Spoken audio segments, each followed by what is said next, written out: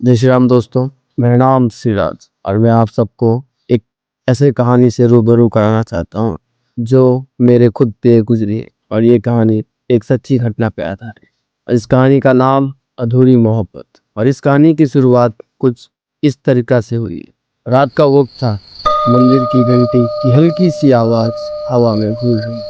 आरब ने पहली बार उसे वहीं देखा था। सानवी, सफेद सलवार सूट, आंखों में एक अजीब सी शांति और एक ऐसी मुस्कान जो सीधे दिल तक जाती थी। आरब बस उसे देखता रह गया।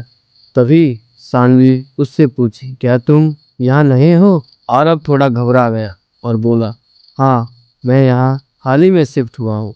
उस दिन की एक छोटी सी बात ने एक कहानी की शुरुआत कर दी। आरब और सानवी रोज मंदिर में मिलने लगे और धीरे धीरे उनकी बातें बढ़ने लगी। पहले सिर्फ कैसे हो, फिर आज क्या किया, और फिर तुम्हें क्या पसंद है। सानवी को क्लासिकल म्यूजिक पसंद था, आरब को गिटार। एक दिन आरब ने कहा, अगर मैं तुम्हारे लिए कुछ बजाऊं तो? सानवी मुस्कुराते और बोली, अगर तुम बजाओगे तो मैं गाऊंगी। उस दिन की बात, उनकी मुलाकातें सिर्फ मंदिर तक सीमित नहीं थी। वे पार्क में मिलते, लाइब्रेरी में घंटों बैठते और कभी कभी बस सड़क पर चलते चलते और बातें करते। एक शाम बारिश हो रही थी। दोनों एक छोटी सी चाय की टपरी के नीचे खड़े थे। तभी आरब ने पूछा, क्या तुम्हें बारिश पसंद है? सानवी ने कहा, बहुत, पर सिर्फ तब जब किसी अपने का साथ हो। आरब ने उसकी आंखों में देखा और बोला, तो आज तुम अकेले तो नहीं हो? सानवी ने कुछ नहीं कहा, बस हल्के से मुस्कुरा दिया। और उस रात आरब को यह समझ में आ गया था कि वो प्यार में पड़ चुका है। कुछ दिन बाद आरब ने हिम्मत जुटाया और सानवी से कहा, मुझे तुमसे कुछ कहना है। सानवी ने उसकी तरफ देखा और बोला, हाँ बोलो, मैं तुमसे प्यार करता हूँ। कुछ पल की लिए खामोशी छा गई। सानवी की आंखों में आंसू आ गए और उसने धीरे से कहा, मैं भी तुमसे प्यार करती हूँ। वो पल दोनों के लिए सबसे खूबसूरत था। दोनों एक दूसरे के हाथ पकड़े जैसे कभी नहीं छोड़ेंगे। दोनों ने अपने फ्यूचर के सपने देखना शुरू कर दिया। एक छोटा सा घर, एक प्यारी सी जिंदगी, हर मुश्किल में एक दूसरे का साथ। आरव कहता, मैं तुम्हारे लिए एक बड़ा सा घर बनाऊंगा। सानवी हंसते हंसते कहते, मुझे बड़ा घर नहीं चाहिए, मुझे बस तुम चाहिए।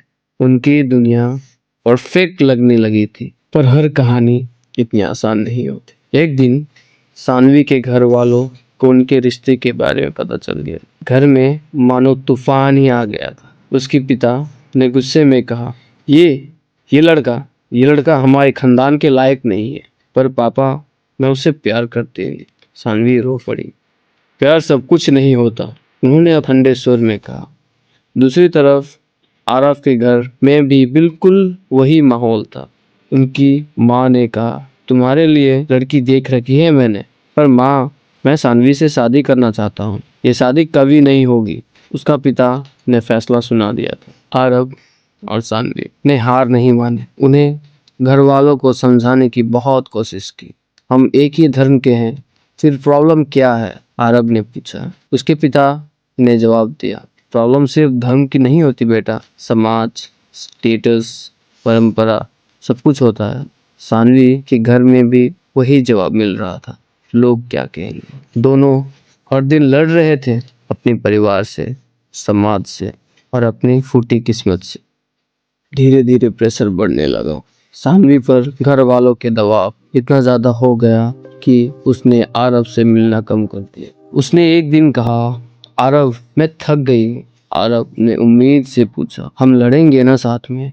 मैं लड़ना चाहती हूँ, पर मैं अपने माँ बाप को तोड़ नहीं सकती। आरब चुप हो गया। एक दिन दोनों ने मिलने का फैसला किया, शायद आखिरी बार। मंदिर वही था, सब कुछ जहाँ शुरू हुआ था। आरब ने मुस्कुराते हुए पूछा, याद है पहली बार हम यहीं मिले थे? कैसे भूल सकती हूँ? सानवी की आवाज जैसे भर आई। आरब ने अचानक कहा, चलो भाग चलते हैं। सानवी ने उसकी आंखों में देखा, उसमें प्यार थी, उम्मीद थी, पर डर भी था। मैं नहीं जा सकती, उसने धीरे सुर में कहा। फिर आरव ने पूछा, क्यों? क्योंकि मैं अपने परिवार को छोड़ नहीं सकती। आरव की आंखों में आंसू आ गए और मुझे सानवी रो पड़ी। तुम्हें मैं कभी नहीं छोड़ूंगी और तुम्हारे साथ भी नहीं रह सकती। उस दिन दोनों ने एक दूसरे का आखिरी बार पकड़ा। शायद सानवी ने मुस्कुराने की कोशिश की और दोनों अलग हो गए। साल बीत गए और अपने अपने जिंदगी में आगे बढ़ने की कोशिश बहुत की, पर हर बार उसे सानवी की याद आ जाती। गिटार की हर धुन में बस उसका ही नाम था। सानवी की शादी हो गई पर उसके दिल के हर एक हिस्से में आरव रहता था। कभी कभी वो मंदिर जाते, वही जहाँ सब शुरू हुआ। एक दिन दूर खड़े दोनों एक दूसरे को देखते पर पास नहीं आ रहे, बस एक हल्की सी मुस्कान और आंख में आंसू। कुछ कहानी पूरी नहीं होती, कुछ प्यार मिलकर भी अधूरे रह जाते हैं। आरव और सानवी का प्यार भी कुछ इस तरह ही था, सच्चा, गहरा पर अधूरा, और शायद इसमें उसकी खूबसूरती थी। So guys, here is the end of the story. And the moral of the story says कुछ रिश्ते कभी खत्म नहीं होते, बस उनका नाम बदल जाता है। Thank you.